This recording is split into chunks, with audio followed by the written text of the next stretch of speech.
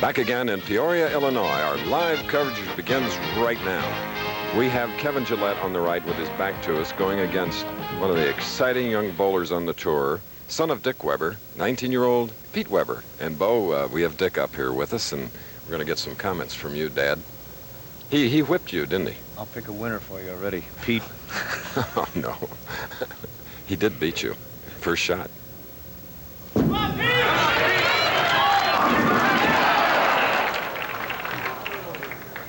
Chris, that's the type of shot we can see from all the players today. The outside line where the ball goes way out by the channel, then breaks sharply at the back end, hopefully to keep it real light and scatter the pins. Dick, what are Pete's biggest assets as a professional bowler? Oh, his self-confidence, Chris, his determination, and I'm just proud of him. He's independent. All right. That was the voice of Dick Weber. Nelson Burton and I are, of course, glad to have our pal and one of the all-time greats here commenting on what his son and what his opponent does, who is about to shoot now, Kevin Gillette, 30 years old, from Florence, Kentucky.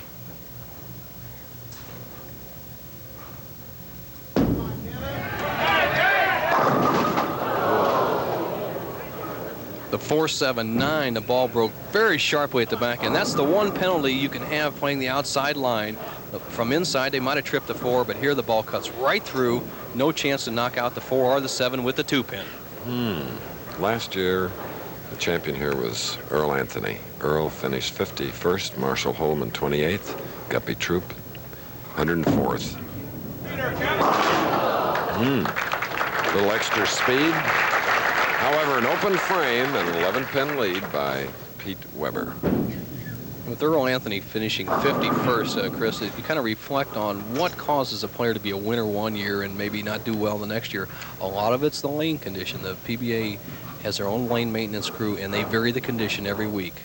There's Kevin Gillette's lovely wife, who came in from Florence, Kentucky, to see what her husband can do today. And their son, Bo, is here as well. Crossover strike. Well, Dick, you need a few of those every now and then. Well, you can use every break you can possibly get, Chris, in any match, any single match, or any time during the tournament. It's always important. Here's a young man, Dick's son, Pete, 5'7" tall, 135 pounds. I can relate to him. That size sort of parallels mine.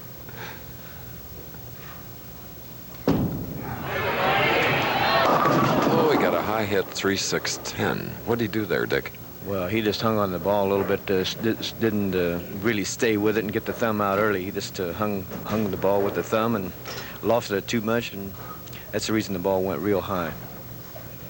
Peter with a style his father is very familiar with, stiff-legged, high backswing, and tremendous power, as all the contemporary young players have today, and Daddy used to have when I first met him about 25 years ago.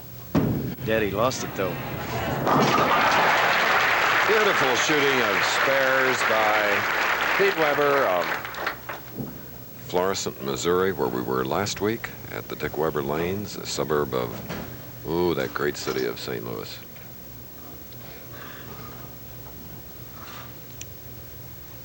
Now we'll have Pete moving over to the left lane. We have a little shot of Dee Dee. There's Pete's wife, Dee Dee. And Juanita Weber, Dick's wife, sitting right next to him. Little family operation we have going here. Oh,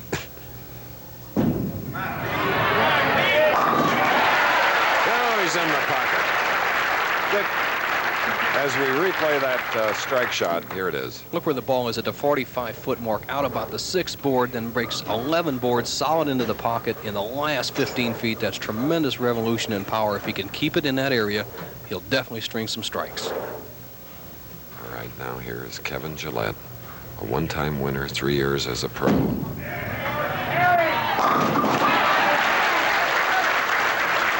Well, Nelson, as we got another strike, you predicted some good scores. Kevin Gillette, Chris, has the very short, methodical stroke, much different than Pete Weber. He stays down with the ball, comes straight through, and goes down the boards with the shot. This is a very tough competitor. When he's had a chance in his previous tries, Chris, he's been very tough and always good in the clutch. He won the Canadian Open to get his first title, defeating Mike Albee in the title match in Hamilton, Ontario. We have a lot of Canadian viewers, Bo. Yes, CBC does a nice job. Mm-hmm. 10-pin, a capacity crowd here in this establishment that has a little of everything. A health club, a barber shop, hair salon, restaurant, you name it. You know, fellas, it's oddity here. Kevin Gillette and Pete were vying for the Rookie of the Year honors. Of course, naturally, Pete luckily won out, but this young fella here has been in the same amount of years Pete has, and they've gone head-to-head many times. They've got about 50% wins. Look at the speed. All right, it is Pete Weber and Kevin Gillette. They're going head-to-head live in our first match, and only one pin separates them. Gillette in the lead. We'll be back. This is Pete Weber. If he can double, take the lead.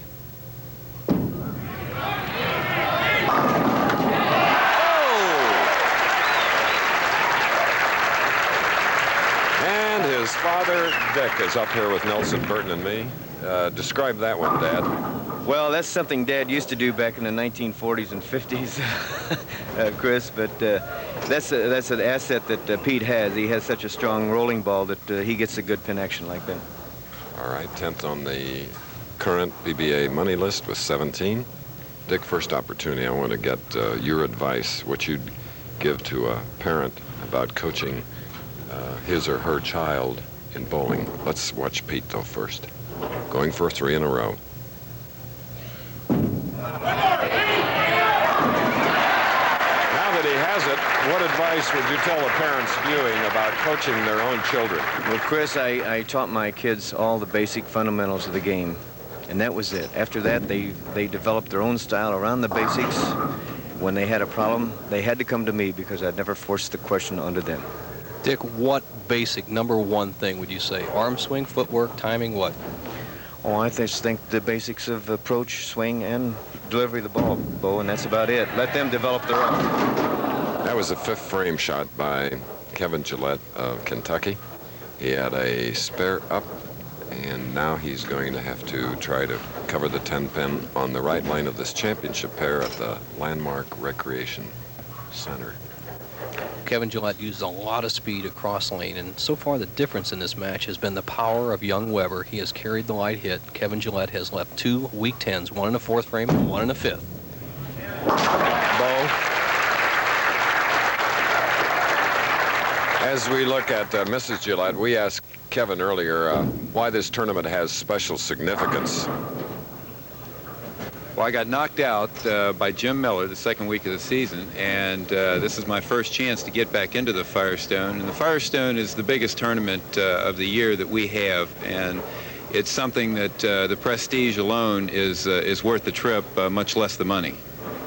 All right, Kevin Gillette shooting now in the 6th frame, spare working. Big strike. And Nelson, since your dad is one of the original Hall of Famers, what did he teach you about bowling as we look at Mark Roth, the alternate? Well, my dad, when I was coming up, stressed much of the basics that Dick Weber's father did. In essence, really learn control, a good arm swing and good rhythm, and then learn the proper shot for today, the conditions. Today, it's the power ball as young Pete rolls. In the 50s and 60s, when I learned to bowl, it was a down and in shot, much like Daddy Dick uses. Look at that, using all the approach. Oh, and he cranks it.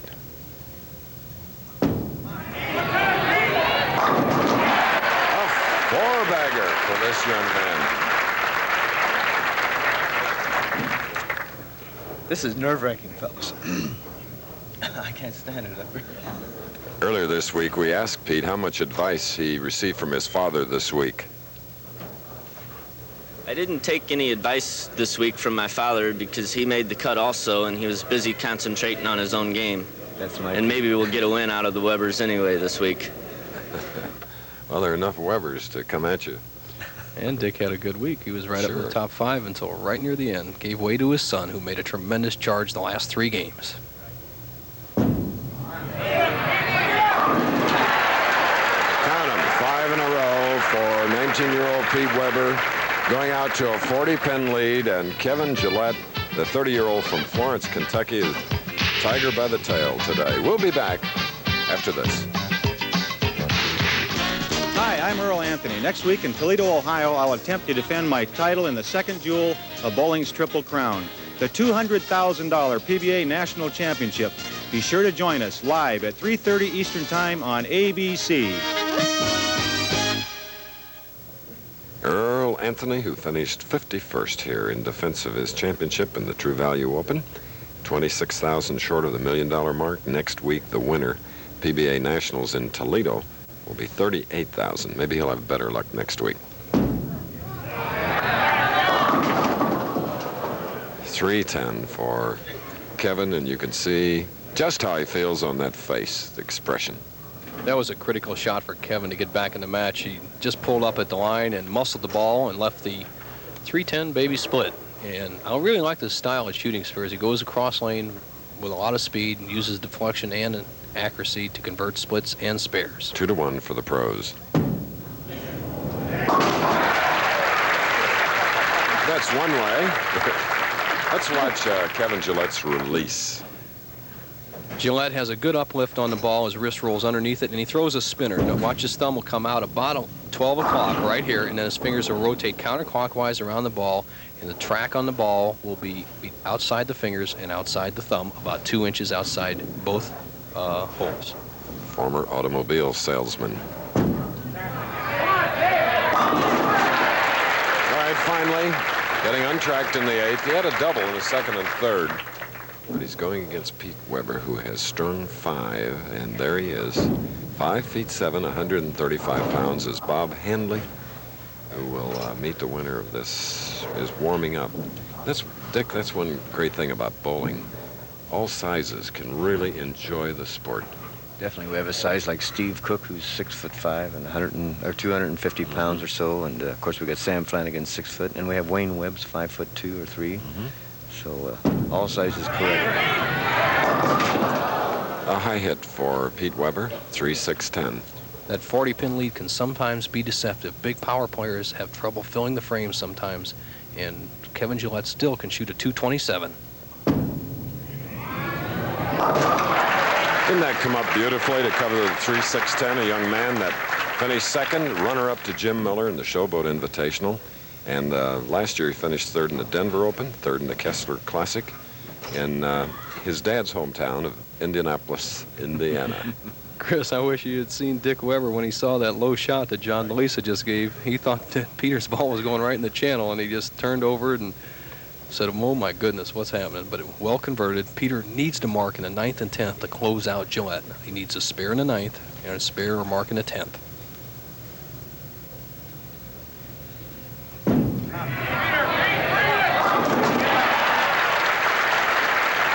Determination, you saw it there as he ran out that shot. 9th frame strike, and here's the reaction. Look at it, the intensity. Gosh. I didn't know he had such big eyes. 9th frame for Kevin Gillette. Gillette in a must-strike situation. He has to strike on this ball to have any chance in the match.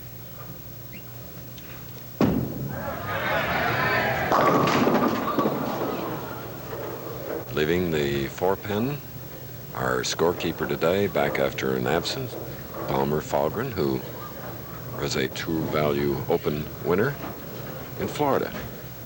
The first True Value Open winner. As Kevin Gillette looks at the 4-pin, he knows the final score of this game is not going to be in his favor. Pete Weber is going to go against Bob Handley. What a match. Dick Weber, who joined us here in the first match and is going to go and watch Pete in the 2nd match.